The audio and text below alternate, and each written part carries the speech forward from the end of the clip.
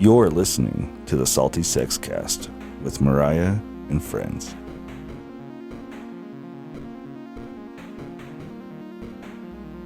Minimize the fear. Expand your awareness. Well, hello, everybody. Welcome back. I know it's been our 2-week normal pattern, and you're all ready for another episode. So it's Mariah here, and I have another wonderful, great guest. And like I said, I love to use my guests as my friends. They're my friends, and I'm bringing them on, and we're having a fun chat, and we're all learning together.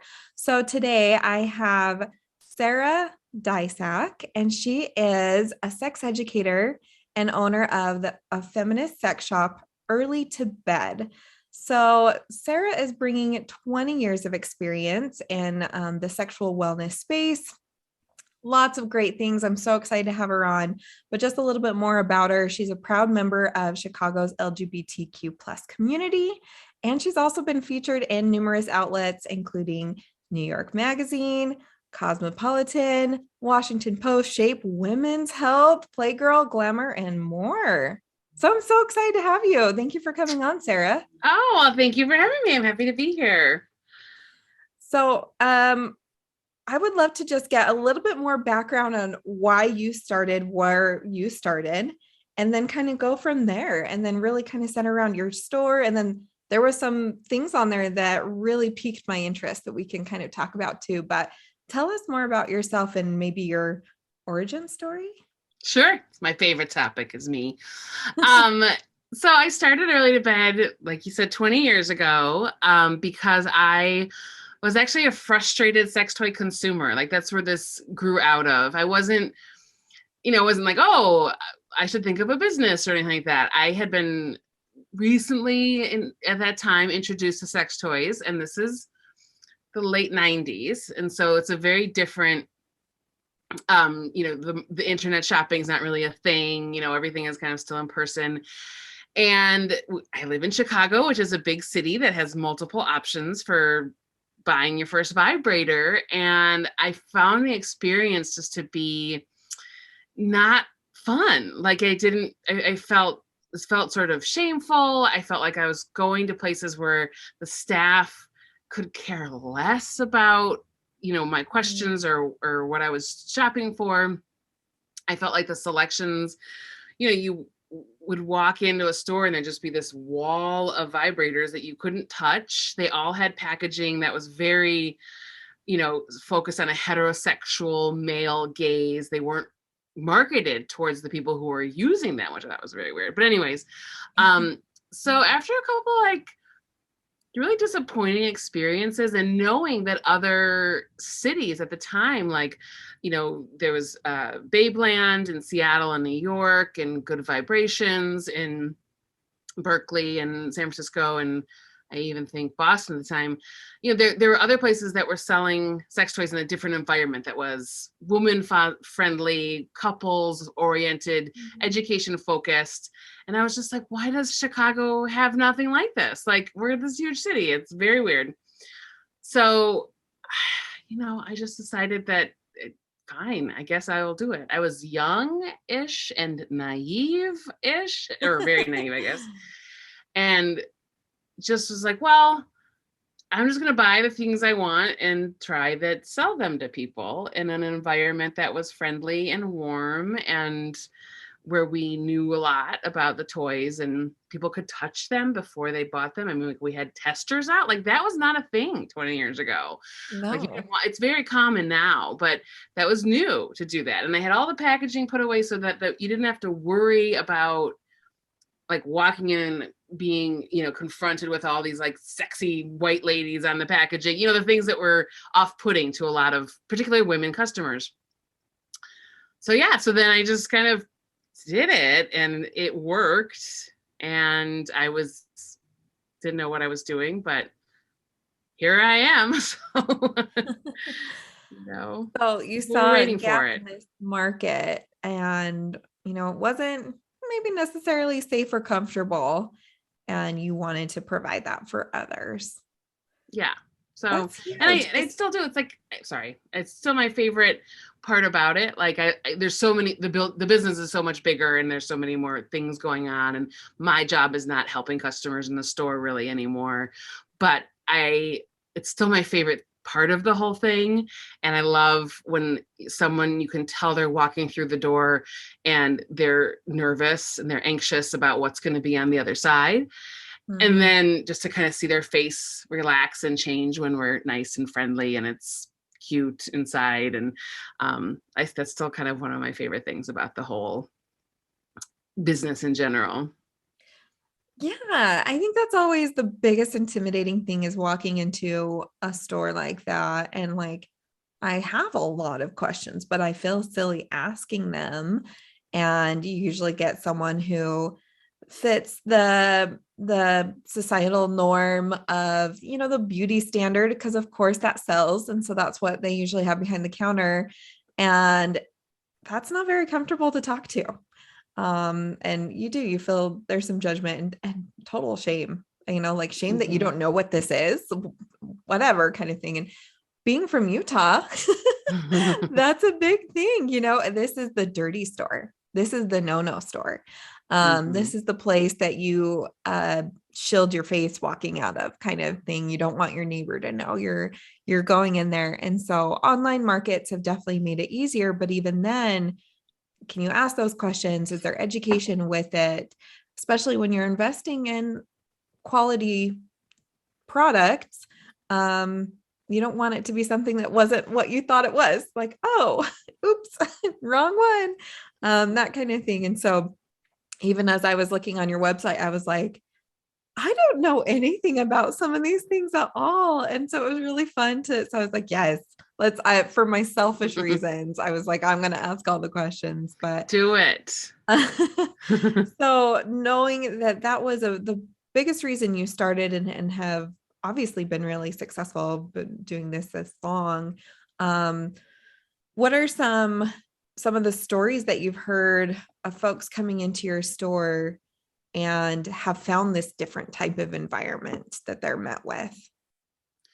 Well, I mean, yeah, for a lot of, I'm never really good at remembering like specific incidences when I'm asked, except for the really, whatever, we won't talk about the ones I remember. But, I think we serve a really wide age range, and it's been interesting to see how, there's college age folks who seem to come in packs and have some sort of confidence, which is great, and feel way more comfortable asking questions.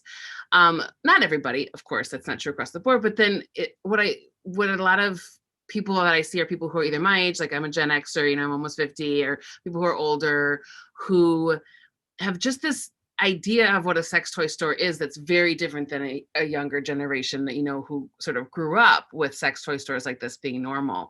And I think that they're often, like I have had this question for X number of years that I didn't want to ask my doctor. I didn't know who to ask. I didn't know where I could go to ask this question, to be a place where people can, get that information that they need in a shame-free environment is really important. I mean, we talk to especially people, who are born with vagina and vulvas. There's so much lack of information, misinformation, bad information that's taken. Like, I've had so many people say, X person in my life, doctor, boyfriend, professor, told me there's something wrong with my body because I can't have an orgasm unless I have clitoral stimulation. What? How is that wrong? There's something wrong with me because I can't have an orgasm from, vaginal penetration alone. Why that I need lube, there's some sort of deficiency. And, so there's all of this negative information that so many people have. And it just feels so great to be able to be like, oh my God, no, you are completely normal. There's like really very few things that anyone's ever asked us that we could say, oh, you're the first person who ever asked us. Like the same questions come up over and over again. And everybody just wants to be assured that they're normal. And while whatever's going on in your body may not always be average, there might not be something that's happening to most people, chances are whatever it is, it's normal. It just might be outside of the mainstream idea of sexuality or mainstream representation, but it doesn't mean it's bad. I don't know if that was the question you asked me, but no, that's totally fine.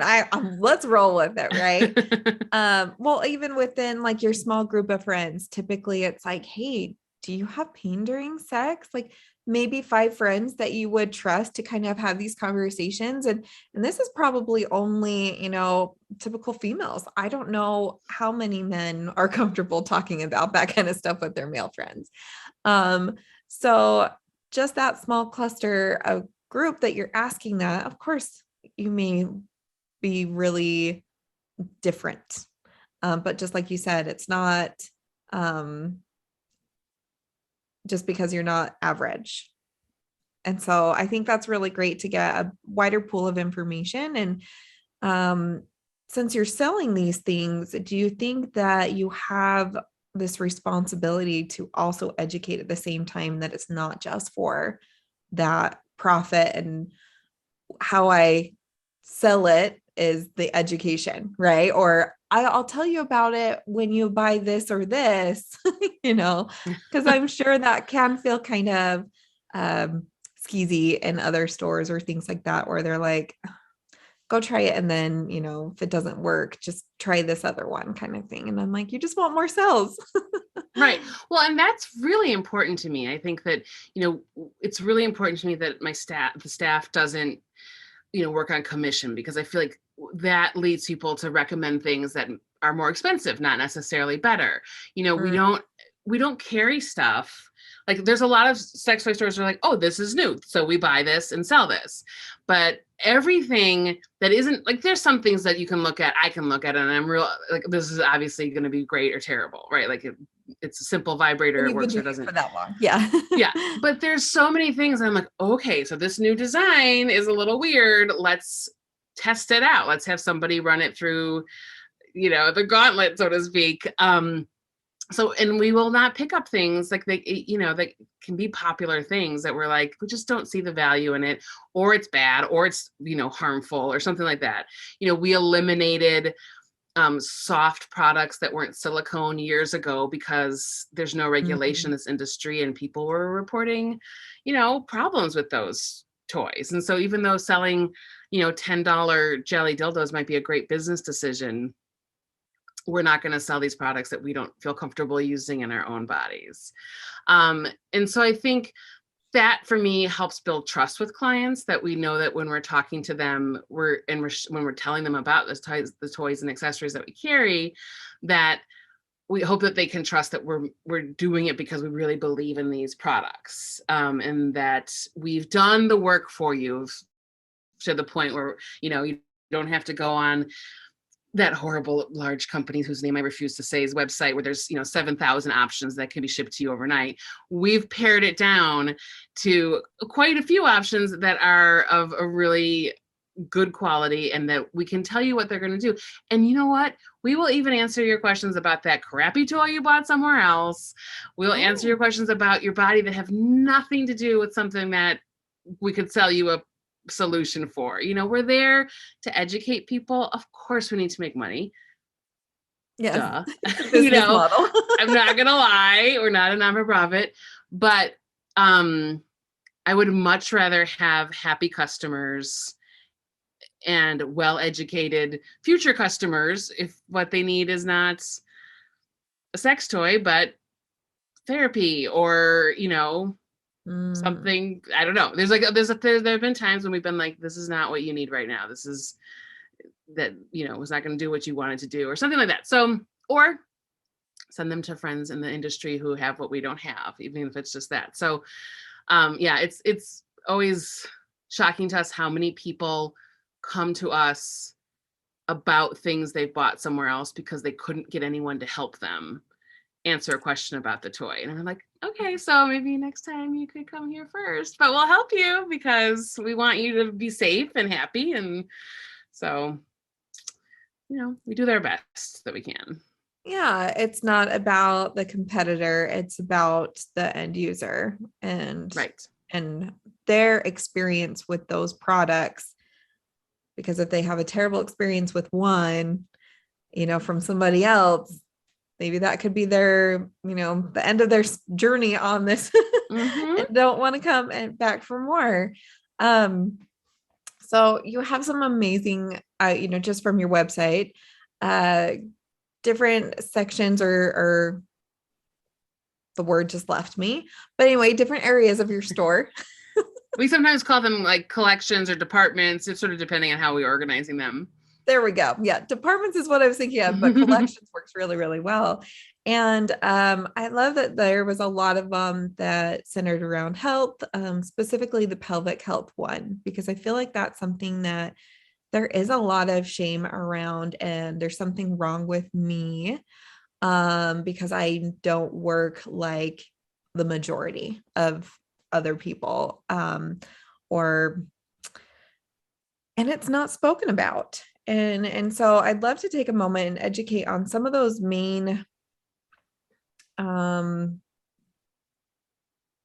products that can support that health. And so what do you see or hear that have drawn you to sell some of these products? Sure. I do. It's always feel like when I'm talking about anything really specifically health related, it's important to remind people that I'm not a doctor or a clinician of any form. And the things that I know from self-education and experiential work with, anecdotal stuff with clients. But certainly pain during penetration is something that comes up very frequently. And also just sort of general pelvic health discomfort, we're a place where people will ask these questions. And for many years, you either would have to go to a doctor and they would prescribe sometimes something like very expensive dilator kits if you had something like vaginismus, where it hurts to have any sort of penetration at all, like even a finger, or which of course you can still do. Obviously going to doctors is a great idea. Let me just say, if you have real pain, but they've also, like, the industry, so the sex toy industry has also sort of realized that a lot of these sex related things that need accessories to make them feel more comfortable, they can be sold in a sex toy store. They can be, instead of being something that's like real clinical, that you either need a prescription for or cost 7,000 times. We all know how drugs and anything with a prescription is like, markup. Yeah. So, and to have them available because they're not drugs, right? So to have them available and accessible, I think is really helpful for getting them into I was going to say hands of people, but that's not where they're going. But getting them into people's hands and then their bodies, and making it less, like making it sexier, right? If the point, right.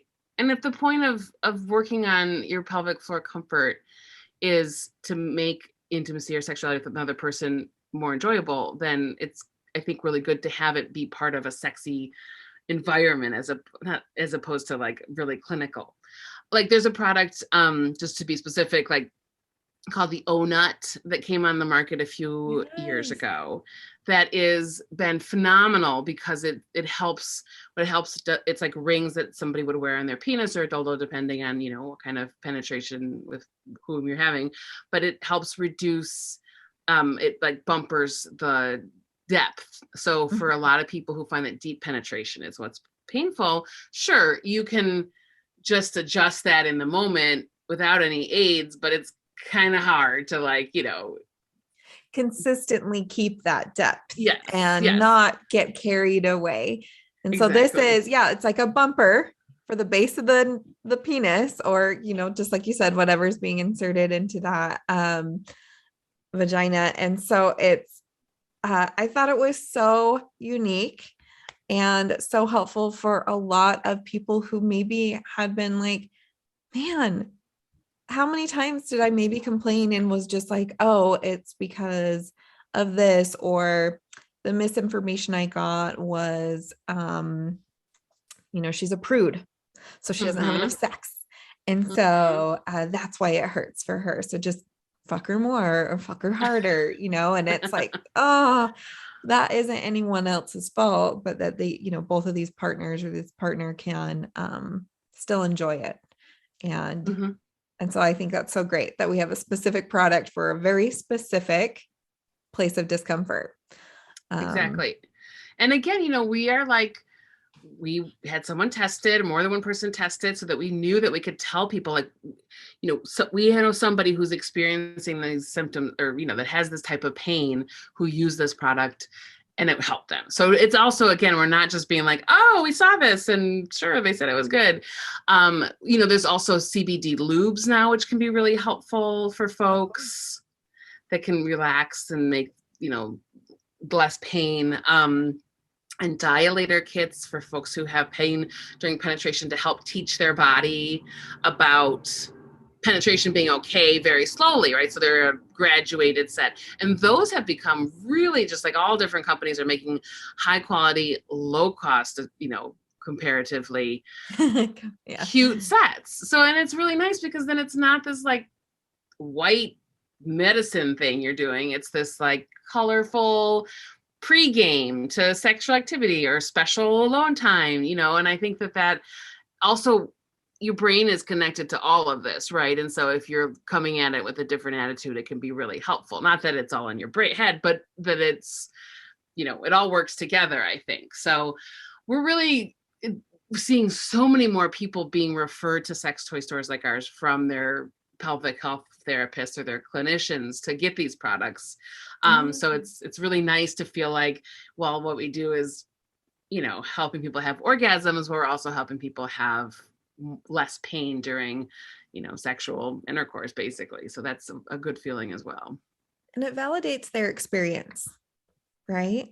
If there's a Yes. market for my need, that makes me not different. There's other It's so people true. like me. There's other people that have also been able to have success with this, or whatever your definition of success looks like. Just like you were saying, if it's less pain, or if it's more orgasms or more frequent, whatever that looks like, that's what your definition of success is. So because we have lots of different definitions of success, there's lots of different products out there. So we have, the dilator set and then the O-Nut, but also other products that aren't maybe thought of as often or get made fun of too, because they're different, like the menstruation cup was, kind of one of those that is still different. And, we're still getting a lot of stigma around like it's unsanitized and, it's not sanitary to use, that kind of thing. And I don't know, I feel like that also, because we have such a wide range of products for that time of month, that it validates that need for everybody needs something that's it's comfortable handling. I don't even want to say handling, because again, that's the negative connotation of it. Experiencing that time, everyone has different comfort levels. So I just love that we have that and that it's available. Use it or don't. If you don't like it, yeah. Oh yeah. I mean, that's the thing too. It's like, I think people, the period products, because we also carry reusable menstrual pads, and they can be people that it like, there's a lot of people who will come into the store and be like, ew, about things, which I find very problematic, but whatever. But the reusable period pads is definitely one of people like, ew, that is so gross. And it's like, first of all, yeah, you don't have to use them. And second of all, it's not really like, and lots of people use them, and people have been using reusable menstrual pads since they started having their periods, thousands of years ago. They didn't have disposable always pads in the 1400s. So I think that's important to remind people that like our bodies have been doing this since the beginning of time, and it could be a cute, fun accessory, or you could do it your own way. That's fine. But yeah, it's nice to make things available. And I do think that what you said with the fact that these products exist, I think helps a lot of people feel less stressed out about it being something that's wrong with them, and something more that like, oh, right. Yeah. If there's a product being produced, I'm clearly not the only one. And there's options even for most of these things. And so I think that can be very helpful for someone's like, okay, I can deal with this. I'm not a freak. I can move forward, hopefully. So. Ooh, so I'm gonna roll with that. I'm not a freak. Because if I'm No, going into a nothing sex wrong with toy, being freaks. yeah, Sorry. right, is if I'm going into this store, I'm kinky and I have weird fetishes and all these things, and I'm like, I don't know too many people who don't have any supporting products. We'll call them that. I like that term, supporting products. Right? Like I'm just like at least a bottle of lube. Like who doesn't have something? And why wouldn't you go into a store like this where you can trust the staff and you can get educated and maybe pick up something extra on the way out because you came in for one and was like, "Ooh, that's fun." Because that's always my experience. Like I never leave, which is it's like Target for me, Right. right? Right. There's always something else catching my eye.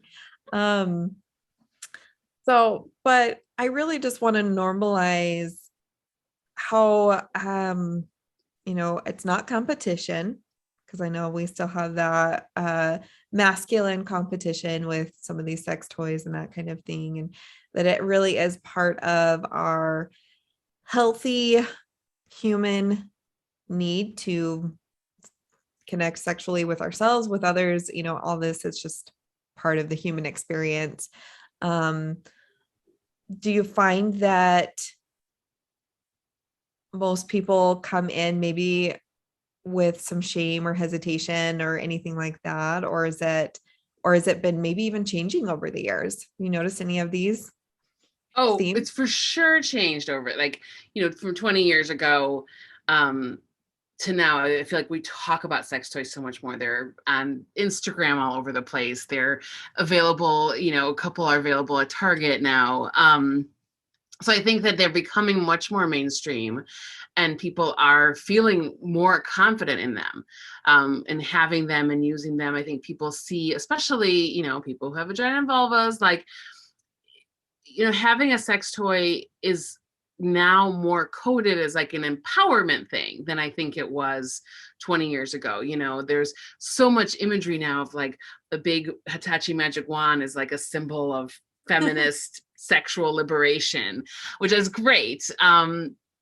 But I think that even if culturally we have this wider acceptance of it, there's still a lot of individual people who feel like, okay, I want to get my vibrator, but I'm terrified. I still, you have this either shame that's deep in you or fear of what it will make you. There's so much weird rhetoric about, oh, if you become addicted to a vibrator, which is just not a thing that happens, or why would you need one if you have a partner, like that somehow, which of course is, first of all, they can be enjoyed together, wonderfully as most toys as Oh with yes, somebody you else. definitely can.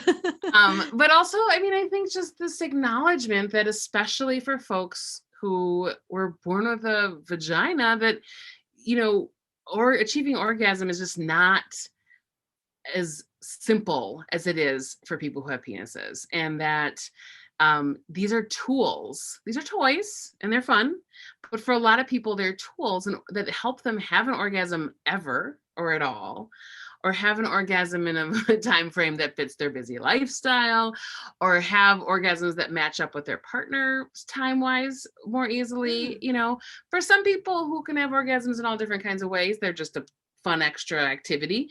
But I think they're vital for a lot of women's sexual health, as far as like having their first orgasm or having reliable orgasms, or having orgasm not be a source of stress. Because for some people, if you've never had an orgasm, or orgasms are hard to have, having sex with someone else, your brain starts to think about that, and then you're not in the moment, and then it's harder to have an orgasm because you didn't have an orgasm last time, and then you're thinking about, like, there's just this cycle. And I feel like with sex toys, you can just break that mold. You can start your new cycle. It's not quite right, but and you can help make sex with someone just be different. Like, people are constantly wanting to quote unquote spice up their sex life, right? Like, if you have a partner for a while, we all know, kind of run out of ideas after a while usually. And that's fine for lots of people, but there's lots of people who are like, I need something new, something fun. And, these are ways to bring a little bit more variation into your bedroom, which can help people continue to reconnect intimately. It can help people just have more fun and more orgasms. But I think we're getting to the point where the stigma and the shame, at least in Chicago, right, in a big city, is pretty low, but there's still going to be on a daily basis someone who walks through the door who's having a hard time doing that, who's got to struggle to get through that front door. So we would like to continue to kind of act as though everybody, you know, we're welcoming to everybody and we're ready for the person who it's the hardest to walk through the door. If you can walk in and be like, give me that giant dildo and you're ready to go, we also love that, you know, no problem. But if you want us to hold your hand through the entire process, we are more than happy to do that. So I think that is important to realize that not everyone is as caught up to the comfort level as our overall culture is. But we'll get there eventually. Yeah. Hopefully. Yeah, I think was it another one of the stores is depending on like what bag or like shopping basket you grabbed, it was colored. And then like if it was red, it was like, hey, I'm good, I don't need help. If it was like green, it was like, I might need someone to support, like hold my hand and walk me through this. And so it's like, yes, I would want like the timid, I'm curious. More than anything, it's more just like a kid in a candy store and I just want to know what everything is and then hopefully walk away with something that connects with me. But yeah, just that way without being like, please don't bother me, deer in headlights. Well, and we try, you know, we sort of have our pattern where, first of all, we have everything out so that we love people to just go and explore on their own, right? Like if you want us to explain everything, it's fine, but everything has a tag that explains it and everything is out of the box so that you can touch it. Because touching things, I mean, makes such a difference, you know, to find out what the different patterns of vibrations or how much things weigh or what 7 inches really looks like, you know. And so we're always very much like, hi, you know, making sure everyone feels welcome, but then, you know, just let us know if you need help. And then you can also, people's eyes reveal a lot. And you can kind of tell when someone's like, I don't want to ask for help, but I'm like totally lost here. But we are very kind of hands off unless you need us placed, because as a shopper, I don't want people up in my business when I'm looking around, you know, like I'll ask for help if I need it, but otherwise just give me some space. Go. Yeah. Oh, I love that you have a tag that explains everything too. You know, and that's something that's like, okay, cool, the name of this, but since I don't know the name, you know, like I'm sure some folks don't even know what the dilator is. And you know, this is something that ranges in size and slowly gets bigger to open and widen an opening. I don't know. I obviously am not. Make it, I mean, I think they make it more comfortable, right? So it's not like your vagina is elastic, right? And so it's not really changed. But yeah, so to make your body cool with having more stuff inside, basically. Right. So, yes. Yeah. Like obviously I don't do this one for a living and explain all these toys or anything or how they work. But you know, so just kind of knowing, so anyone from different ranges, and how about, sorry, you said something and I had a thought with it and now it's like leaving me a little bit, but, that it can be used for exploration, you know, all of these different things, but also, to affirm who you are too. So you have a whole section on gender gear, which I was like, yes, I love it. And, you know, was quite fascinated because I didn't realize how the range of products that were out there too. My personal experience, I haven't had any close experience with that stuff. And so I just thought it was so cool, just to honor that for others and to have a place that they could go. But I think I need to pull up your website because I had maybe something else coming up for me. Oh yeah. What are some themes, or I shouldn't say themes, trends that are you seeing right now in that community? Anything or not in the sex community, that's just kind of flying off the shelves? Anything that you've noticed? Just like sex Like sex toys in general? Yeah. Yeah. I mean, it's Oh, Christmas is coming up. What should Christmas be on is our list? I'm just kidding. Well, it's interesting because it's a industry that every single day someone's like, we invented the brain, this brand new thing that's never been done before. And I'm just like, oh no, that has been done many times before. But occasionally there's innovations that do come out and you're like, okay, that is new, that is interesting. Is that stupid or not? Often it's stupid, sometimes it's not. But air pulse toys is this genre of toys that have really taken off in the past couple of years, year and a half, two. I don't know, my brain is mushy when it comes to time frames. But they're clitoral stimulators. They really don't do much anywhere else in the body. And they don't, like, you think of suction, you're like constantly pulling. So if someone had a suction toy for a clitoris, it would just kind of pull the clitoris in, which they have those and they can be fun. Mm-hmm. But what this does is there's a couple different patented technologies that kind of create more of a pulse of air around the toy. So it's not just a constant suction. And for lots of people, it is mind blowing. Like, people are having orgasms, 2 minutes, 3 minutes, something like that. For some people, everybody's different. They're not really the most fabulous thing. And they're very limited in the fact that, you with some toys, you can put them in your vagina, you can use them in your clitoris, you can put them other places, but these are very specific for clitoral stimulation. But they're really fun, and they are in a lot of different styles and shapes and sizes. And the rose, there's one that's shaped like a rose that like is a viral. Yeah, I've seen that one. Which is just like the other ones, but shaped like a rose. So it's cute, but if you can't find it, there's lots of other options that are going to feel the same when you're using them on your body.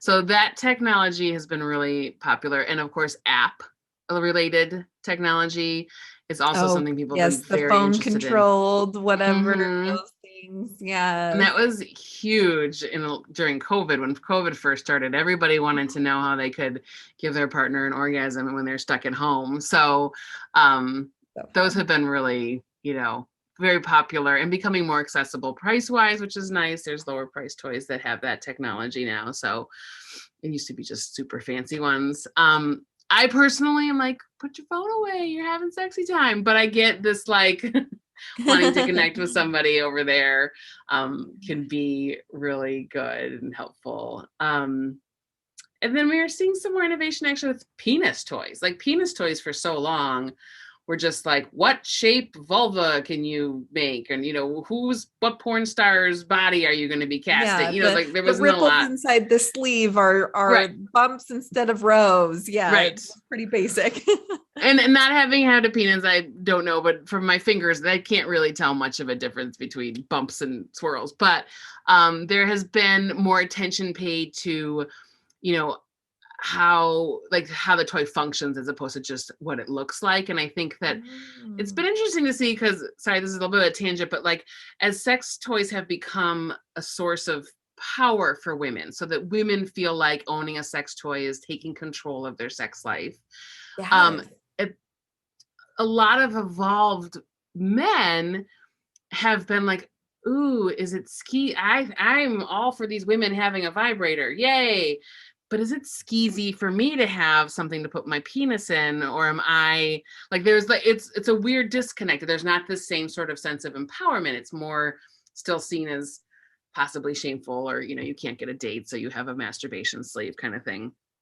But as people are using technology, it's becoming more like, oh, this is a cool toy for my dick, and that's a cool thing for me to have. So that's been great to see that, because we want sexual empowerment for everyone. I mean, we certainly like to take care of folks who've been underserved in our culture, like women for the most part. But we're really happy that men can have these cool high-tech toys for their penises too. And especially as they make them more accessible, like, people can use them without an erection, because that's becoming more and more of a situation folks find themselves in as they're living longer and having sex lives longer. So there's some tools there too as well, but also just fun toys for everybody. Reinventing the wheel. How fun. Yes. Over and over Yeah. again. Yeah. So that's what would be really fun for me, is to kind of see the trends and, what's coming up, and what, just like you said, there's a lot that you probably poo-poo and like, cool. But others that are tried and true and actually work and are valuable for that experience. So that's what I always am interested in, is like, what's coming up that hasn't always been there, and or what's even the new trend of certain things. Like, I don't know if it's you have this experience, but I feel like pegging is huge right now. Like, everyone's talking about it, everyone's curious about it. Like, there's more and more maybe it's just open dialogue. Maybe it's not happening more often, but it's more dialogue around it. So I was just like, have you noticed that trend in your store? I absolutely have. And I think that, okay, so just maybe for anybody who doesn't know what pegging is, so traditional is the wrong word for it, but like, we usually say pegging when we're referring to like a heterosexual couple, or, a couple of a cisgender man, cisgender woman, and the woman is penetrating the man anally with a strap-on. And so obviously this has been around since, like, whenever people started strapping stuff on their bodies and having sex, but it has for so long been seen as kind of a way more kinkier type of thing than your quote unquote average people, but average people are kinky. So it doesn't matter. But like, but then it becomes, even the fact that it has a term like pegging, which Dan Savage coined in his Savage Love column many years ago. It's out in the mainstream world. There's this term for it, which there wasn't for before. And it's gone from when I first opened the store, I sold strap-ons to queer folks, to like lesbian couples, trans folks, but that was primarily who I was selling strap-ons to. And we've seen a huge shift in that now, like that there's so many more heterosexual couples buying them. For a while, I don't think they have any more, but like they would make like bridal night strap-on sets, like where everything's white satin. They don't really, it didn't last very long. It's kind of an awkward gift if you don't know someone wants it. But for sure, seeing way more women who have sex with men using strap-ons for pegging, and there's kits now, and all this stuff. So it's definitely something that I think a lot of people have opened their mind to, because it doesn't seem quite as transgressive anymore. And we understand more about like gender and sexuality, because people, a lot of like cisgendered straight men for a long time were like, well, if something goes in my butt and I like it, that confuses me sexually, because we're this culture that had this whole thing the only thing that made gay men is that they had liked things in their butt, right? Which of course is not true for every gay man, and there's so much more to being gay than that. There's more to do, but who you like. And so I think as prostate play got to be more talked about, and how they discovered it's good for men to have their prostate stimulated, even sexually. It helps with reducing prostate engorgement. That's the wrong word, but it helps to keep their prostate healthy, and it feels amazing, according from what I understand. So then that too, I think, I can have something in my butt and not be gay. Oh, okay, well, let me try that. Oh, I like that. And wait, if it's a girl doing it, does that mean a woman doing it, does that make me less, so I think we've relaxed a little bit, and people have opened their mind a little bit to what kind of sexual practices you can do and still be a, red-blooded heterosexual American. And empower your enjoyment and claim that again for you, because it doesn't have to go with, because I use this product, I am this person. I think that's another one too, that, I have friends who aren't trans who still use binders, that kind of thing, and it's just because you have one product doesn't define your identity. So just like you were saying, a strap on. you're not gay for these men or whatever that have these problems, or I don't want to say problems, beliefs, limiting beliefs about I that. think, yeah. I mean, hang-ups sometimes I Hang-ups, use, there we but go. yes. I try to avoid a lot of that I know it's negative. kind of a negative term, but Yeah, we have so much of it already. And so, but any other trends that you're kind of noticing or seeing, maybe in the even just the act or the accessory that's well, you brought up binders, and it definitely like gender expression gear is something that was, not even a thing when I opened the store. There was one company making a limp penis, so what we call a packer. And I think the company making it was making it as some sort of like rave toy or novelty. Like they were not making it to support the transgender community. But trans people were asking me to carry them, so I started carrying them. And then, as things would come onto the market, I would add more things in this department because, we're a store you buy penises, whether they're hard or soft, right? You're not going to go buy your soft penis at Target yet. Maybe, well, someday. But, and in the past, like 5 years, we've seen mainstream, big, old as far, been around a long time, sex toy companies starting to make all this gender expression gear. And we're seeing people, like you sort of said, like, once these items that were very much like super private, you didn't talk about it, and used exclusively by like transmasculine men or, people who had a very, maybe more of a determined identity.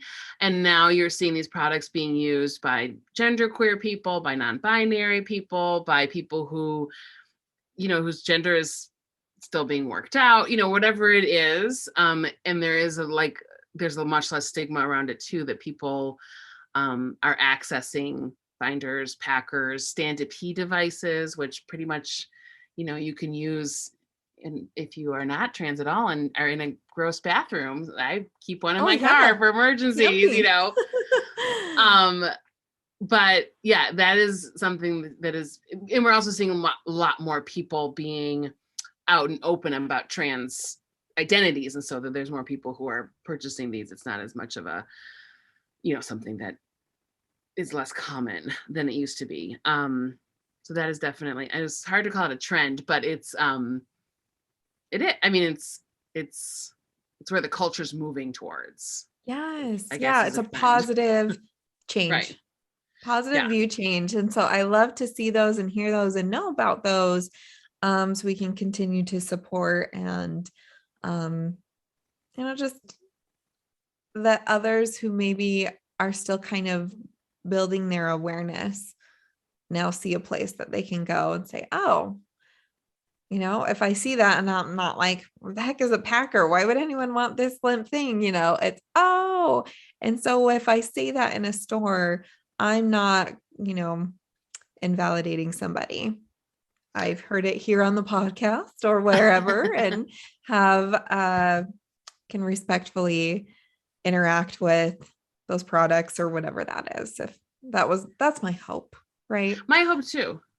Because it is the one, there is some awkwardness for us when a customer comes to that, it's like its own little sort of department in our tiny store, but, and you can kind of tell that there's this, what is this? Why would anybody want it? And we are very protective of, we want all our customers to feel safe. So we don't want somebody walking in and being like, ew, why would anybody want that? Because I guarantee someone wants everything in our store, at least one person does. But it is like, it is nice for us to be able to educate people about what these products are, even if it's not going to touch their life personally, but they know then about it. And we've seen more and more people be more respectful or just be like curious, and curiosity is awesome, right? I'm all for it. As long as you can do it with, not yucking someone's yum. So it is nice because these things are out and in this place where someone's going to buy their butt plug, that they still have this opportunity to learn about something new if they're, keeping their mind open. So Oh, exactly.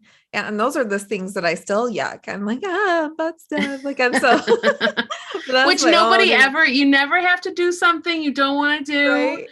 You know, Right. I mean, I feel like that is something that is so valid. It And is I my think one hang up. It's well, not my one, but it's not a one hang that up. everyone loves to tease me about, because it is something that I'm like, I have gotten close.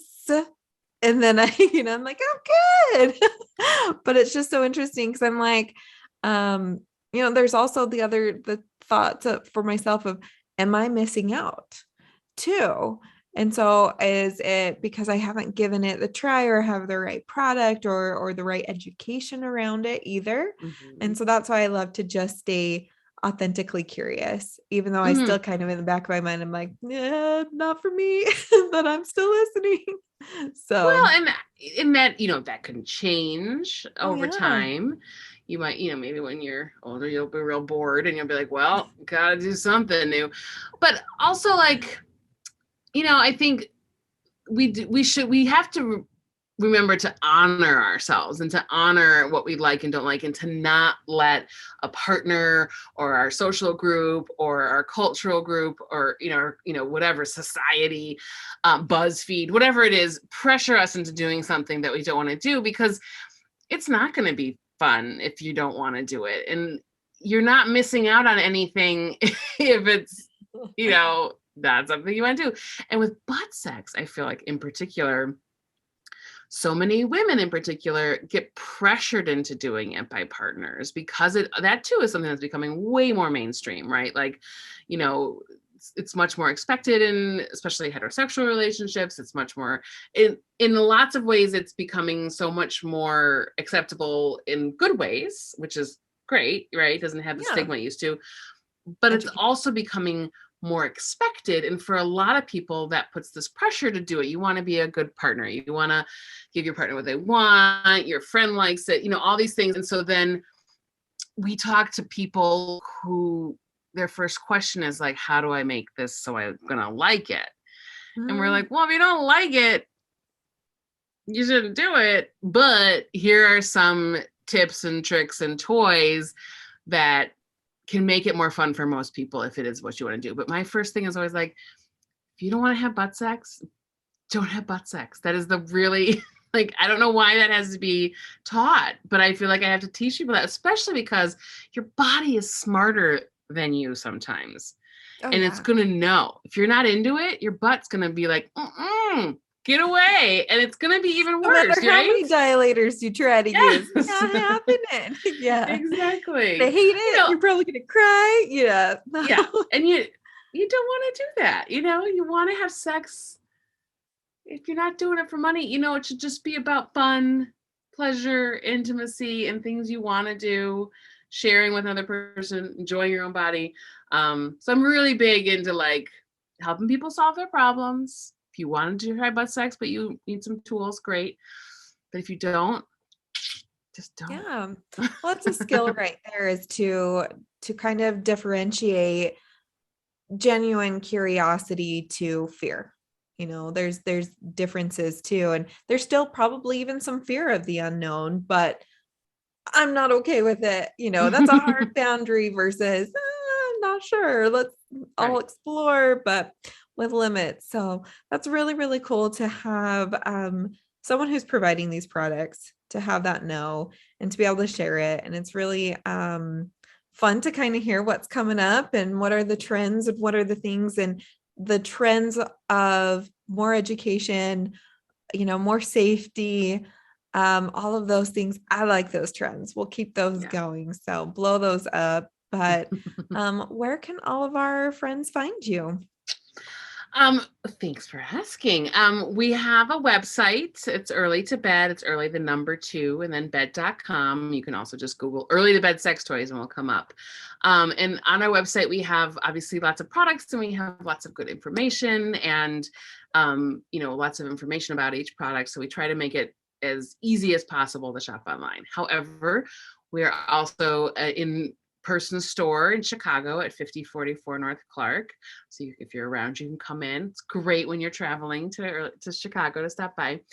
And we are humans that answer the phone and answer emails. So we are totally happy to help somebody navigate a purchase over the phone or via email. Our email is just info@earlytobed.com, or you can click online. And as we do more and more, shipping all over the place, and as people are staying home more and stuff like that, we are doing more consultations that way. And I just think it's important for people to remember that, there's people to help you, and that you don't have to go into this making some blind purchase, because no one's going to take their sex toy back once you bought it. You can't return them. That is a across the board kind of a thing. Yeah. You don't want to shop somewhere that takes them back. And, there's a few ways that we can help figure out what would be a good choice. We can't pick out someone's vibrator for them because we don't know, but we can help people. We know a lot enough about them that we can ask some questions that can really help navigate a sex toy purchase. And we are also here for, gender expression gear and lube. I will talk to you about lube until the cows come home. Like, there's a lot of tools and accessories that can make your even toy-free sex life better and safer. So, and healthier. People healthier. Yeah. I mean, and good lube can be, life-saving. No, it's a little much to say that, but sex life-saving for lots of people. And again, good for your body and better for your safer sex items you're using. So, find us and ask us questions. Oh yeah, we have a really cute Instagram account. So if you just look for Early to Bed on Instagram, lots of toy information, great memes that someone else does, because I don't know how to do a meme. Oh my God, I sound like someone's grandma. But yeah, we're there too. So you can find us on social media. Oh, that's so great. And do you have any trouble with being censored on Instagram? Oh, sure. Yeah. I mean, we can't promote anything. We haven't been kicked. Well, we were kicked off of many years ago, and we haven't been kicked off lately. Our Instagram manager is very savvy and knows, all the rules. But, this industry, it sucks. There's a lot of credit card processing, insurance, all these things are really stigmatizing our industry still. So I take everything with like a eye roll, like, okay, well, Instagram. Okay, those who are making the rules are still purchasing everything. They're still consumers. I know. So it is what it is. We try to do our best under the circumstances and just be as cute as we can. Well, thank you for coming on and sharing your message and being available. And I'm so glad you listened to that. Hey, I got to start this, and this is a need, and that you're here and thriving. So for all those listening, if you want to join the conversation, you can email me at saltysexcast@gmail.com. We are on Facebook, Instagram, Twitter. I think Brady runs that. So if there's no post, you give him a slap on the hand. I'll slap him with a dildo when we get back in studio. But if you have any questions, please go there. We would love the support from our Patreon account. That's patreon.com/saltysexcast. Every cent goes towards just keeping the lights on for the podcast and sharing our message. So I will see you all in 2 weeks, and I hope you have a fantastic holiday or holidays that are coming up. Bye all. Bye. Thank you for listening to the Salty Sexcast. Ready for round 2? Find us on Facebook.